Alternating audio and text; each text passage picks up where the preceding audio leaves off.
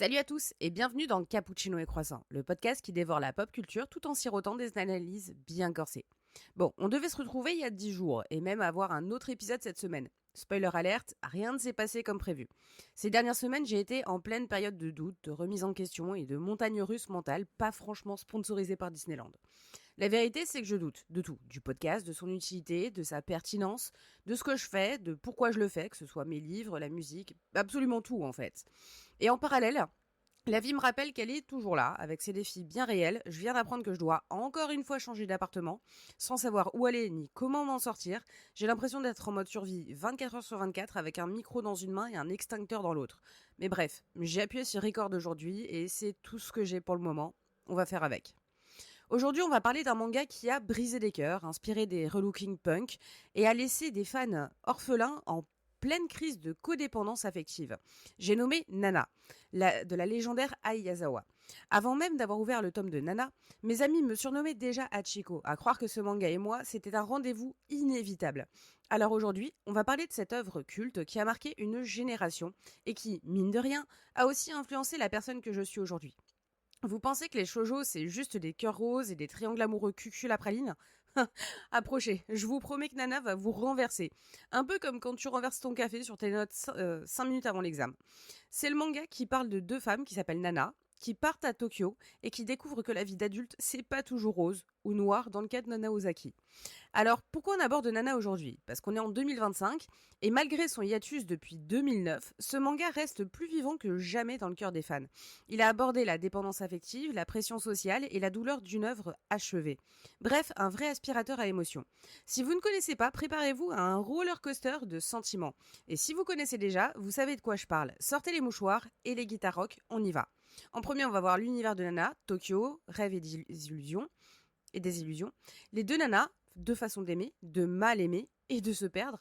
L'amour et la dépendance affective, le noyau un brin toxique de l'histoire. Les thèmes brûlants, solitude, illusion du bonheur, pression sur les femmes. Et l'impact culturel, pourquoi on est toujours obsédé par Nana.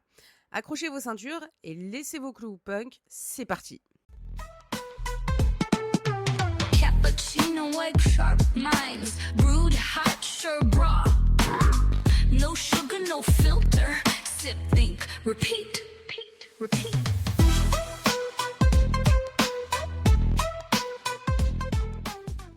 Dans Nana, Tokyo est à la fois un gigantesque terrain de jeu et un piège redoutable.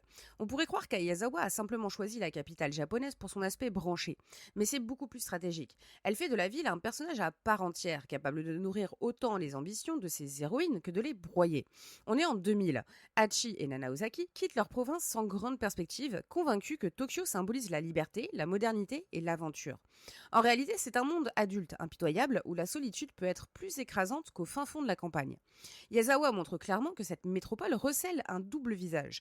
D'un côté, la bohème urbaine, on y retrouve ces petits appartements minuscules loués à prix d'or, où tout est possible pour qui s'accroche. On imagine qu'avec de la détermination, on peut former un groupe rock, atteindre la gloire et partager son quotidien avec une meilleure amie qui nous comprend. L'ambiance est électrique, propice à l'improvisation. Concerts dans des live house, fringues excentriques, look punk, soirées improvisées dans de minuscules bars en fumée. On est dans l'euphorie du « ça y est, je vis la grande vie ». De l'autre côté, il y a le capitalisme bien concret et l'illusion brisée.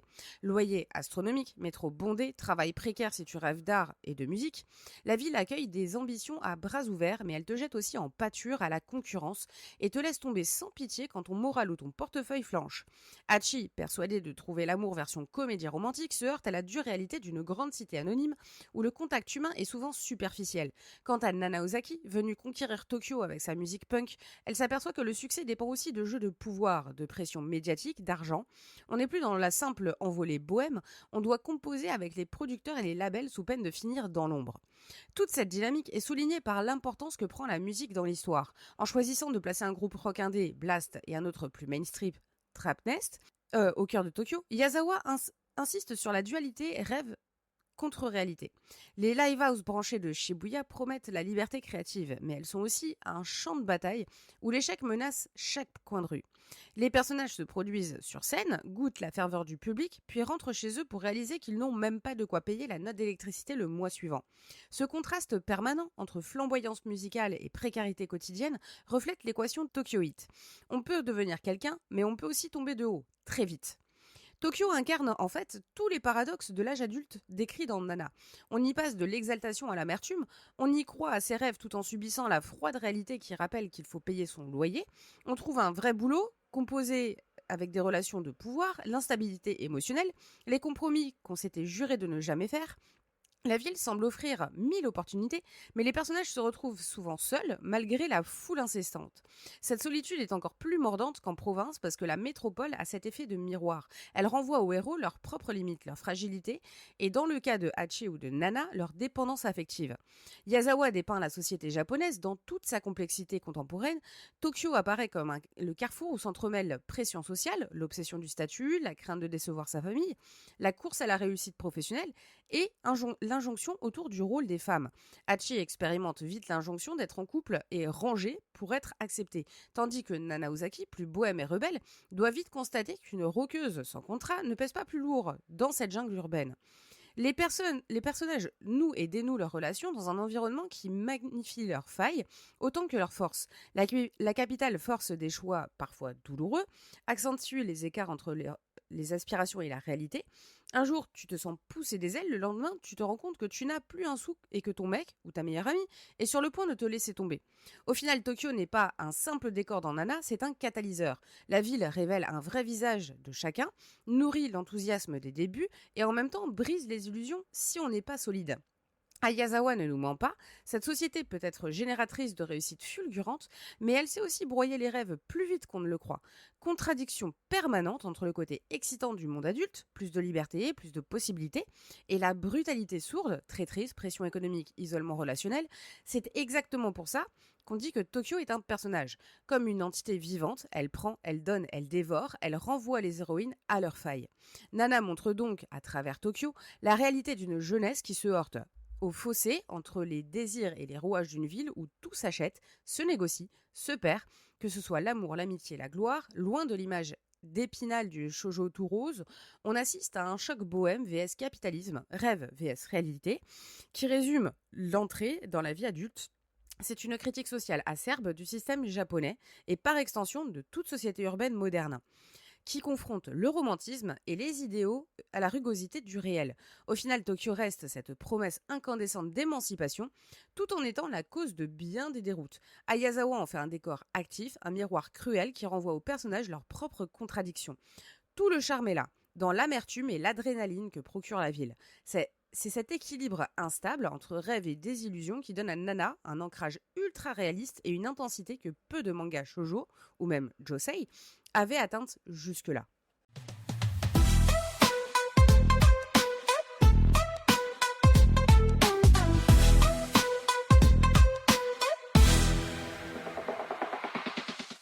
Le cœur du manga Nana, c'est ce face-à-face entre deux femmes que tout oppose en apparence, mais qui partagent un même prénom et des fêlures intimes. Ayazawa a sculpté deux archétypes féminins dont la force et la fragilité se répondent, révélant au passage la variété des dépendances affectives possibles. On va commencer par Nana Ozaki, l'indépendance enchaînée. Forte en apparence, mais traumatisée à l'intérieur, Nana Ozaki se présente comme la rebelle ultime. Look punk, langage bien pendu, style de vie bohème, refus catégorique de se plier aux conventions, mariage, vie de famille, etc. Elle est littéralement le symbole de la femme libre et badass qu'on admire. Sauf que Ayazawa a planté un passé très lourd derrière cette façade.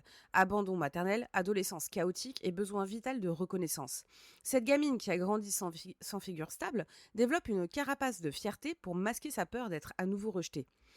Fierté et autodérision comme bouclier. Résultat, Nana porte un sarcasme permanent. Face à la moindre marque d'affection, elle fait semblant de ne pas en avoir besoin. Je suis une rockeuse indestructible.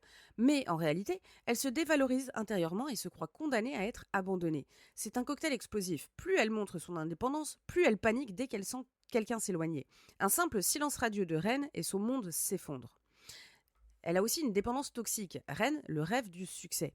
C'est là qu'on retrouve le paradoxe de Nana. dit « Je n'ai besoin de personne », mais elle se consume pour Ren, son premier amour. Leur relation est un maelstrom passionnel où chacun dépend de l'autre pour exister. Quand Ren part à Tokyo pour intégrer Trapnest, Nana se sent trahie et redoute de ne plus être assez importante. Et quand elle le retrouve des années plus tard, c'est comme si elle devait le retenir à tout prix, quitte à se perdre dans des crises de jalousie. Ce même schéma se répète avec sa musique. Elle veut percer avec Blast, prouver qu'elle vaut quelque chose, qu'elle est peut-être la grande chanteuse de rock, sans se faire larguer. Son ambition artistique est donc teintée de revanche sur la vie, mais cette course au succès est au fond une nouvelle forme de dépendance. Elle ne peut se sentir libre que si elle est reconnue par le public et ses pairs. C'est le paradoxe de la liberté. Nana fuit l'idée d'un amour stable par crainte de souffrir, mais elle fuit aussi la solitude, tétanisée à l'idée de n'être à personne.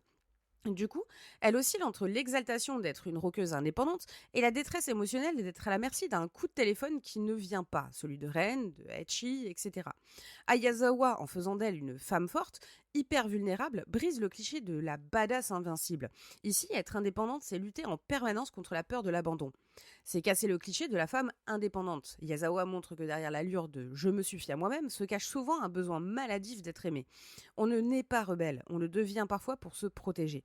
Et c'est une tragédie moderne. Le parcours de Nana est une tragédie à ciel ouvert dans laquelle l'ambition, devenir une rockstar, se heurte aux blessures d'enfance. Elle veut prouver sa valeur au monde entier, mais chaque faille l'empêche de se sentir légitime. C'est une métaphore cruelle du fait que la réussite extérieure ne guérit pas les cassures intérieures. Maintenant, on va parler de Nana Komatsu, Hachi, l'amour comme moteur et comme prison. Naïve et romantique, mais pas stupide, Nana Komatsu, surnommée Hachi, c'est le versant girly et doux du duo. Elle donne l'impression d'une grande naïveté, toujours à rêvasser d'un prince charmant. Dans les faits, elle n'est pas idiote. Elle sent bien quand la situation est malsaine, mais elle est guidée par une peur panique d'être seule. Ça la pousse à se précipiter dans des relations dès qu'un homme lui accorde un regard un peu insistant. C'est un besoin viscéral d'être aimé, c'est la grande faille d'Hachi. Son besoin éperdu d'amour lui fait accepter des compromis énormes. Elle supporte les mensonges et la tromperie de son premier copain Shoji, se laisse manipuler par Takumi, l'archétype du mec autoritaire, charismatique et égoïste, et néglige presque son amitié avec Nana au passage. Pour elle, être aimée est plus qu'une envie, c'est une question de survie. Elle a grandi avec l'idée qu'une femme devait trouver un prince charmant, s'y accrocher pour ne pas finir vieille fille. De la Cendrillon rêveuse à la femme piégée, le rêve d'Hachi, c'est la belle robe, le mariage, la famille parfaite, sauf que la réalité lui explose au visage. Shoji la trompe, Takumi est un séducteur ultra toxique, Nobu arrive trop tard, elle enchaîne les désillusions et tombe de plus en plus bas dans l'angoisse de la solitude. En fin de compte, c'est un mariage quasi forcé. Enceinte de Takumi, elle choisit la sécurité financière qui la propulse dans une vie au confort matériel mais au grand vide affectif. Elle est devenue ce qu'elle craignait, une femme dépendante de son mari qui la rend profondément malheureuse. C'est une maturation douloureuse, parce que Hachi, c'est pas une gourde passive. Au fil de l'histoire, elle gagne en lucidité, prend conscience de ses choix foireux et tente d'assumer les conséquences. Mais cette maturation a un goût amer, parce qu'elle comprend trop tard ce qu'elle a sacrifié. Sa liberté, la relation unique avec Nana, la chance d'être vraiment aimée pour ce qu'elle est. Yazawa la fait grandir par la souffrance. Plus Hachi perd ses illusions, plus elle réalise que l'amour n'est pas juste un conte de fées. C'est le syndrome de Cendrillon mis à nu. Hachi est la figure de la jeune femme élevée dans l'idée que la valeur dépend de l'amour masculin. Yazawa montre à quel point ce schéma est dangereux. On se jette dans les bras de n'importe qui pour combler un vide. Et c'est un avertissement sur la dépendance affective. En suivant Hachi, on voit les ravages d'une quête absolue pour l'amour, ce qu'elle peut provoquer. Toutes ces décisions cruciales, venir à Tokyo, se fiancer, etc., sont dictées par la peur d'être seule plus que par un choix libre. C'est une mise en garde puissante contre les relations où on confond être aimé et être sauvé. Ce sont deux visages, mais un destin parallèle. Ce qui fait la magie de Nana, c'est cette confrontation permanente entre Nana Ozaki et Hachi, deux archétypes inversés de la dépendance affective.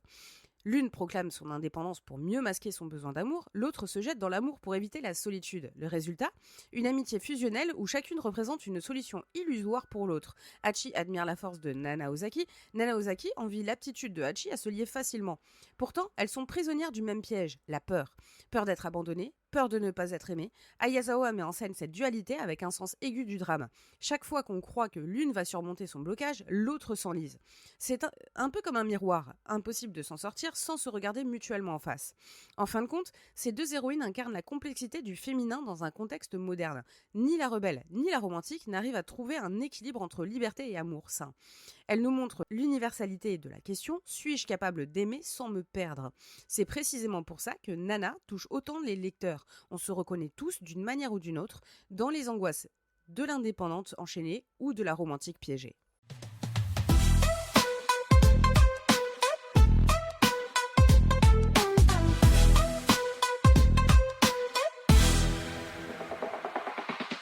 Le moteur de Nana, c'est l'amour sous toutes ses formes, surtout les plus tordues. Ayazawa dépeint un univers où presque chaque relation s'avère toxique, où l'idéalisme s'écroule face aux failles émotionnelles et où être ensemble rime bien trop souvent avec se détruire doucement. L'autrice ne se contente pas de montrer des romances malheureuses, elle met en lumière la dépendance comme ingrédient quasi inévitable dans chaque histoire. Qu'il s'agisse de passion dévorante, d'attachement financier, de quête de sécurité, on constate que personne n'échappe à cette mécanique. Mais pourquoi toutes les relations sont-elles si toxiques ? On va commencer par Nana et Ren, la passion destructrice. Au départ, Ren et Nana incarnent un amour absolu, deux artistes rebelles fusionnels, esprit de liberté, sauf que leur dépendance mutuelle va devenir leur pire faiblesse. Ren part pour Trapnest, Nana se sent abandonnée, trahie et la blessure ne se refermera jamais. Chaque fois qu'ils se retrouvent, c'est un brasier d'émotions contradictoires. Désir, jalousie, peur panique de l'abandon, pression des médias, pour Ren, sentiment d'infériorité, pour Nana. Cette liaison, censée être la plus vraie du manga, s'enlise dans l'addiction, les non-dits et la culpabilité. Leur amour est si intense qu'il en devient corrosif. Ren bascule dans la drogue pour supporter la solitude. Nana s'accroche à l'idée que leur passion la définit. Ayazawa montre ainsi que la grande histoire d'amour peut vite devenir un gouffre où on se perd. Ensuite, on a Hachi et Takumi, la sécurité contre l'affection. Takumi est l'archétype du prince qui a tout, charisme, succès, argent. En théorie, il offre à Hachi la stabilité matérielle et la reconnaissance sociale qu'elle cherche depuis toujours. Le problème, c'est un manipulateur, un playboy sans scrupules, qui voit en Hachi une propriété plus qu'une partenaire. Hachi, à la base, veut simplement être aimée et protégée. Elle confond le confort que Takumi lui fournit, appartement, argent, avec la preuve d'amour. Au fond, elle sait qu'il est infidèle et dominateur, mais la peur d'être seule et sans ressources la pousse à accepter son emprise. Cette relation illustre parfaitement la dépendance émotionnelle. Hachi idolâtre Takumi pour combler son vide affectif et matériel. Elle se retrouve vite dépendante financièrement. Le sentiment amoureux devient alors un contrat tacite où Hachi sacrifie son épanouissement pour être en sécurité. Je vais vous poser une petite question personnelle, mais qu'est-ce que ça dit de moi du fait que c'était littéralement mon personnage masculin préféré dans ce manga ? Passons. Nobu et Hachi, le bon choix qui arrive trop tard. Nobu est le seul personnage à incarner un amour relativement sain, sincère, respectueux.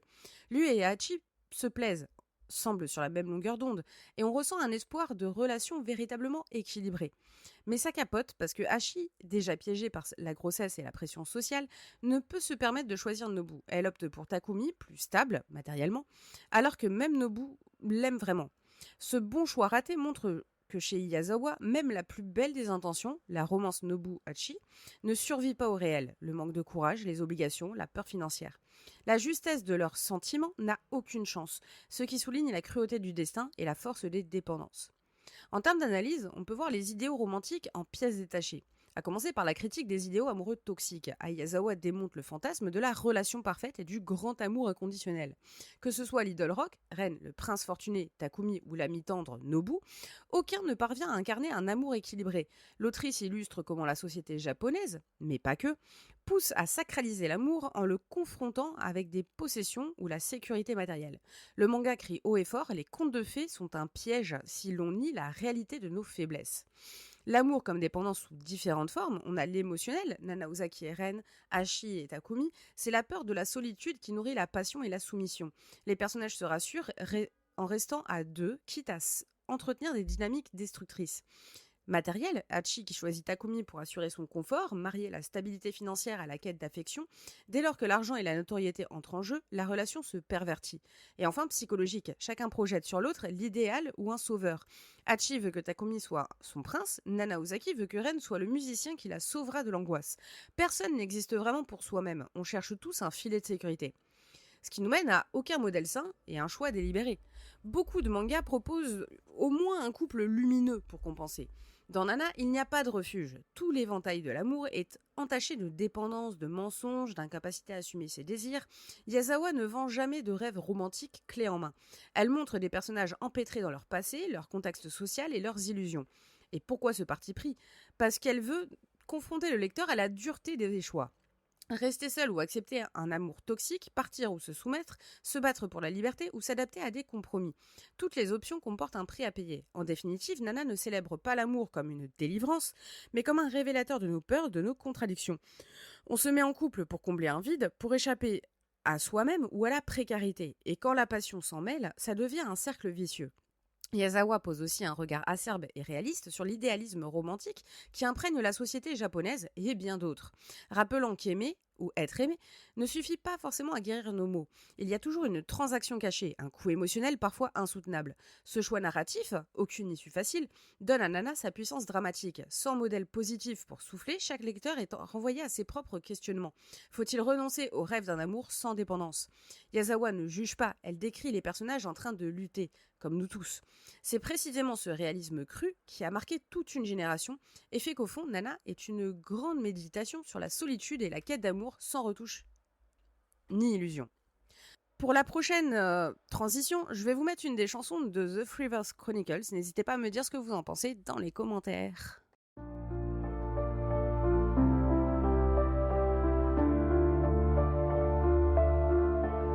She walked in, caught his eye like fire. Two hearts racing, tangled in desire. They moved like echoes in the night, but love's no map, no wrong or right. Passion burned but doubt crept in, two wild souls lost in the wind. They held on tight, but the weight was clear. Some love stories fade, even when sincere. Love's a cruel game, no guarantees. Sometimes you gotta let go, set 'em free. Their dreams were oceans too wild to tame. She had to walk, step out of the flame. They lit up the sky, but stars burned fast.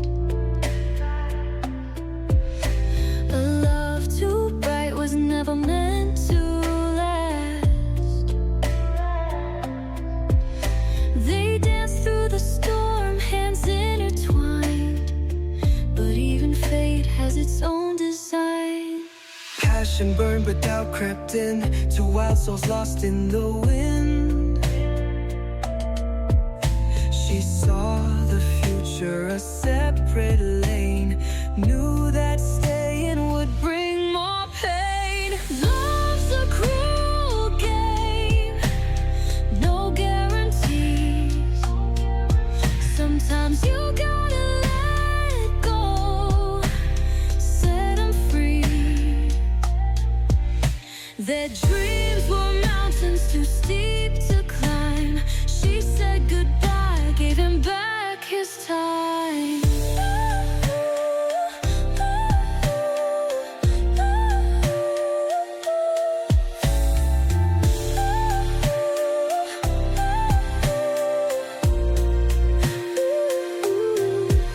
She held his hand, whispered low, I'll always love you, but I have to go. Their roads split now, no turning back, but love still lingers in the fading black.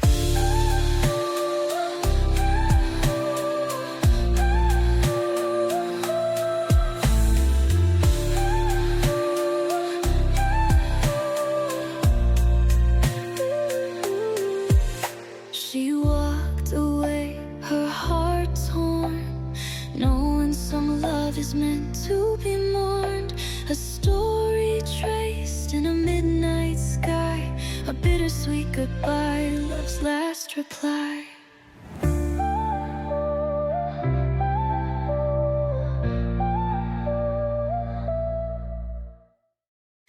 Ai Yazawa a chargé Nana de thèmes à la fois universels et ancrés dans la culture japonaise, donnant à l'œuvre un réalisme qui frappe de plein fouet.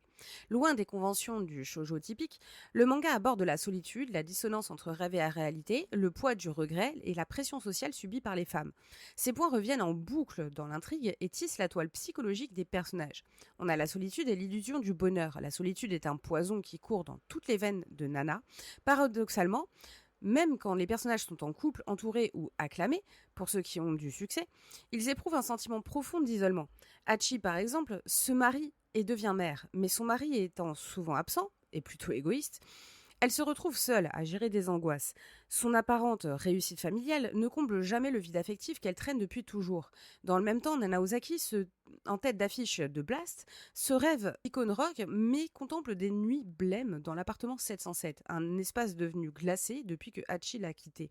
Sa famille punk ne suffit pas à la rassurer, surtout quand elle se compare aux reines de Trapnest, vivant sa vie de rockstar. Ai Yazawa illustre ainsi l'idée que le bonheur n'est pas une question de réussite ou de couple, on peut avoir ce que l'on croit vouloir et être paradoxalement plus seul que jamais. On a aussi les rêves et la réalité qui ne coïncident jamais. L'un des piliers de Nana, c'est cette tension permanente entre l'idéal qu'on se fait du futur et la réalité qui nous rattrape. Les deux nanas débarquent à Tokyo persuadées que la métropole leur apportera ce qu'elles désirent, l'amour pour Hachi, la gloire musicale pour Nana Ozaki, et la période de colocation est une euphorie. Comme s'il suffisait de vouloir pour y arriver. Puis très vite, la réalité éclate. Hachi découvre la tromperie, la précarité, la pression de l'argent. Nana Ozaki pige que l'industrie de la musique est une machine plus sournoise qu'elle ne le pensait, et que le succès ne guérit pas les blessures personnelles. Yazawa met en scène ce fossé en nous montrant des personnages qui, constamment, se disent « une fois que je serai connu, marié, riche », mettre ce que vous voulez ici, je serai heureux ou heureuse. Mais ils ne le deviennent jamais parce que leurs problèmes ne viennent pas uniquement de l'extérieur, mais de leurs failles internes. Ensuite, on a le pouvoir du temps et le regret. Nana déploie une narration qui jongle avec le présent et les indices du futur, révélant combien le temps finit par rattraper chaque choix. Hachi, par exemple, regrette amèrement de ne pas avoir choisi Nobu alors qu'elle en avait l'occasion.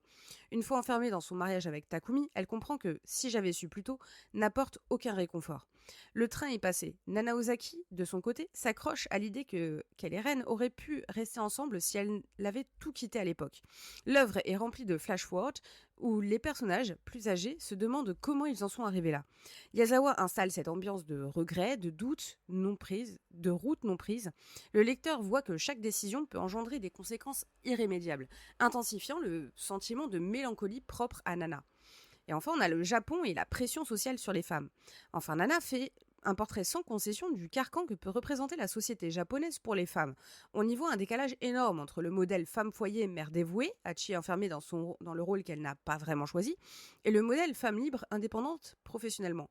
Nana Ozaki qui s'affirme roqueuse mais paie chèrement sa liberté. Le manga souligne que ni l'une ni l'autre ne s'épanouissent simplement. Hachi subit la solitude et la dépendance financière, Nana Ozaki lutte contre l'instabilité et la précarité. Ai Yazawa décrit une société qui punit la femme ambitieuse et qui, en même temps, enferme la femme mariée dans un rôle infantilisant. D'où ce sentiment permanent d'être coincé, de devoir composer avec la pression du regard familial, des normes patriarcales et de la nécessité de faire un bon mariage. Ces thèmes, solitude, désillusion, regret, pression socioculturelle, sont la colonne vertébrale qui fait de Nana une œuvre intensément réaliste. Yazawa ne propose aucun happy end prédigéré, aucun raccourci. Elle montre des personnages qui se débattent avec leurs contradictions, leur passé et les injonctions d'une société exigeante. C'est cette dimension cruelle et imparfaite qui rend Nana fascinant. On y voit la vie telle qu'elle est, trop souvent, dans un entrelac de choix pénibles, d'erreurs assumées trop tard, de relations ambivalentes et de rêves égratignés. En somme, Nana, c'est un miroir impitoyable de la réalité, où on se dit souvent « et si j'avais fait autrement ?» Pourtant, au milieu de cette dureté, le manga conserve un charme presque magnétique car c'est précisément dans l'authenticité de la souffrance et des failles que réside la beauté de cette histoire, et la raison pour laquelle elle touche autant de lecteurs depuis des décennies.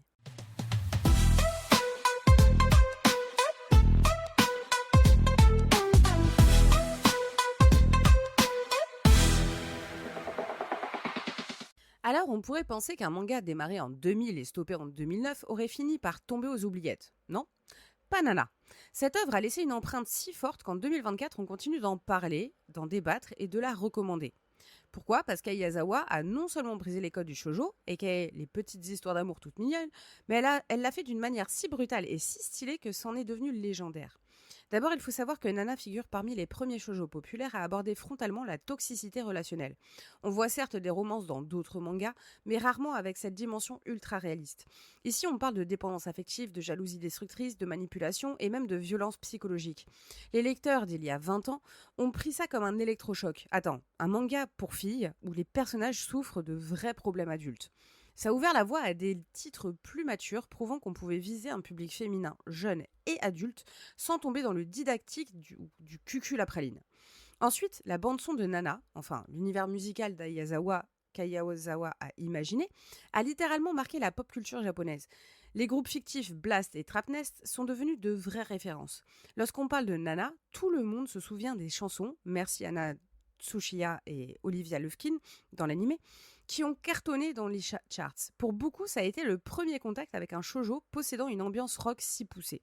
Et côté esthétique, Nana Ozaki a popularisé à grande échelle le look punk Vivienne Westwood, incitant les fans à s'acheter la même bague ou le même collier Saturn.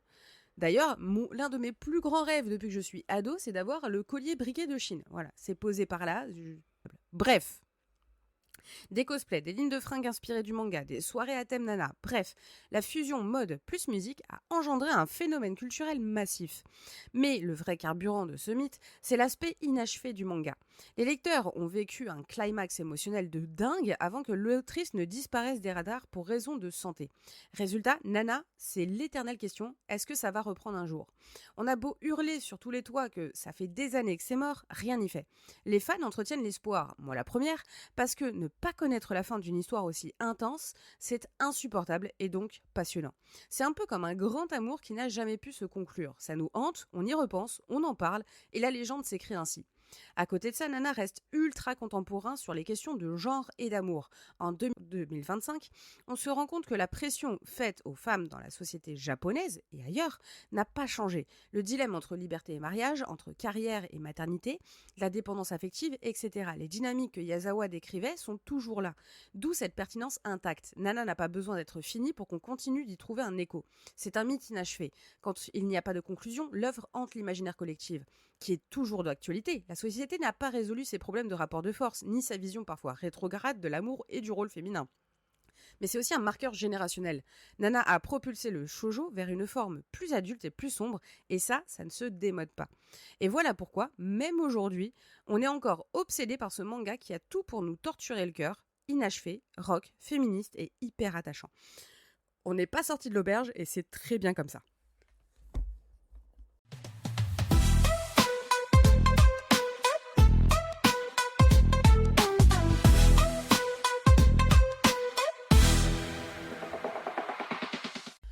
On arrive à la fin de notre épisode de Cappuccino et Croissant spécial Nana. Et s'il y a bien un truc que j'ai envie de souligner, c'est que Nana, ce n'est pas juste une romance dramatique, c'est un miroir dans lequel on se voit refléter nos rêves, nos illusions, nos échecs et la façon dont on gère tout ça. Qu'on soit reconnu dans la dépendance de Hachi, dans la fierté blessée de Nana Ozaki ou dans les sacrifices pro qu'exige la vie d'artiste, on ressort de cette lecture avec l'impression d'avoir grandi ou compris un truc sur soi. Aizawa a tapé dans le mille en montrant que l'amour et l'amitié, c'est parfois fait de choix douloureux, de regrets et d'une honnêteté qui pique un peu, voire beaucoup. Et toi, quel est ton moment de Nana qui t'a scotché, ému, bouleversé ou marqué à vie ? Celui où tu t'es dit « Ok, je viens de comprendre un truc sur moi-même ». Viens me le raconter sur les réseaux ou glisse-moi un petit commentaire. On veut entendre tes anecdotes, tes théories, tes coups de cœur et surtout tes coups de gueule sur cette œuvre inachevée qui nous hante encore.